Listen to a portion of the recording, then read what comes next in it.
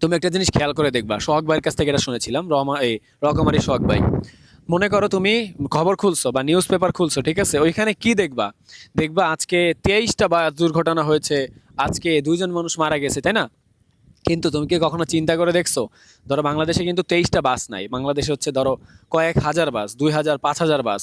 কখনো নিউজ হবে না যে 5,993টা বাস ভালো আছে, এতটা নষ্ট হয়েছে, এটা হবে না। আমাদের বাংলাদেশের মানে নিউজ সিস্টেমটাই মূলত নেগেটিভিটির উপর ভিত্তি করে বানানো, অথবা সোশ্যাল মিডিয়ার যে ট্রেন্ডিং বিষয়গুলা, এ মারা গেছে, ওরে এইটা করছে, এরে এইটা করছে, এটার দিকে দেখলে তোমার আলটিমেটলি নিজের দিকে তাকানোর টাইম পাবা না। দেখো এখানে মনে হচ্ছে আমি স্বার্থপর, দেশের বড় বড় ইস্যুতে আমি চুপ করে আছি, না, বড় বড় ইস্যু না, যেগুলাতে তোমার কথা বলা দরকার ওইগুলো অবশ্যই বলবা। কিন্তু প্রত্যেকটা ব্যাপারে তোমার মতামত কেন থাকবে ভাই? দেখো একটা জিনিস, তোমার মতামত আমার মতামতের কোনো দাম আছে ভাই? কিছু কোনোই দাম নাই, শুধু জাস্ট একটা, আমরা জাস্ট একটা নাম্বার মাত্র। 2 বছর টার্গেট নাও যে আমি নেগেটিভ নিউজ বা কিছুই দেখবো না নেগেটিভ, নিজের মধ্যে একটা বড় চেঞ্জেস লক্ষ্য করবা। সো এরকম একটা চ্যালেঞ্জ নাও, না হলে আলটিমেটলি ভাই ট্রেন্ডের কখনোই শেষ হবে না।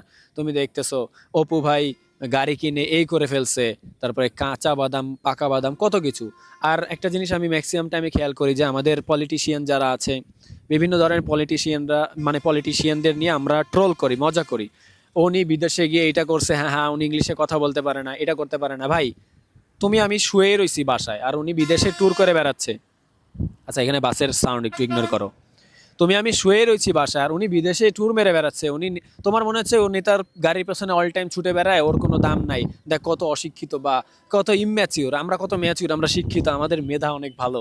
কিন্তু আমাদের মেধা ভালো দিয়ে আমরা কি করতেছি, ও নেতার গাড়ির পেছনে দৌড়ায় দৌড়ায় ও নিজে গাড়ি পারি করে ফেলতেছে, আর তুমি আমি সারাদিন বসে বসে ফোন টিপতেছি, আমরা কিছুই করতেছি না। সো এই জিনিসটা মানুষের দিকে ফোকাস না দিয়ে মূলত নিজেদের দিকে ফোকাস দাও। দেখবা যখন তোমার একটা ওই রকম মানে একটা অ্যাবিলিটি তৈরি হবে কিছু করার। এখন তুমি যেহেতু চিল্লাচিল্লি করতেছো, কেউ কেয়ার করতেছে না, তো আগে তোমার এতটুকু অথরিটি বানাও যখন চিল্লাচিল্লি করলে এটা অন্তত তোমার এলাকায় ম্যাটার করবে। ভাই তোমার এলাকারই কেউ চিনে না, সো তুমি এখানে ইন্টারনেটে এসে তো বাহাদুরি করে লাভ আছে? তোমার কোনো আলটিমেটলি তোমার আমার কোনো দামই নেই। সো আমাদের ফোকাস দেওয়া উচিত নিজেদের দাম, নিজেদের অথরিটি, বা আমি কি করতে পারি এটার দিকে ফোকাস দেয়। সব কিছু নষ্ট, সিস্টেম নষ্ট, তুমি কিছু করতে পারবা? সিস্টেম নষ্ট, তোমার কি ভাই? তুমি যেটা করতে পারো ওটার দিকে ফোকাস দাও না, তাহলেই তো সব কিছু আস্তে আস্তে ঠিক হবে, তাই না?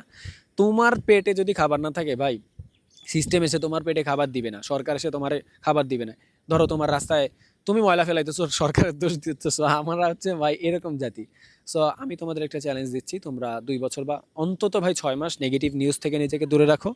দেখবা আস্তে আস্তে তোমার মধ্যে পজিটিভিটি গ্রো করতেছে। আর একটা জিনিস সত্য, তুমি যদি অল টাইম নেগেটিভ জিনিস চিন্তা ভাবনা করো, নেগেটিভ জিনিস কনজিউম করো, তাহলে আলটিমেটলি তুমি ওইটাতেই পরিণত হবা আর কি, বুঝছো? যত মানে বড় বড় মানুষজনরা আছে ওদের কাছে, ওদের কথাবার্তা, ওদের ইন্টারভিউ শুনলে তুমি এই জিনিসটা নোটিস করবা যে পজিটিভিটিটা কতটা ইম্পর্টেন্ট।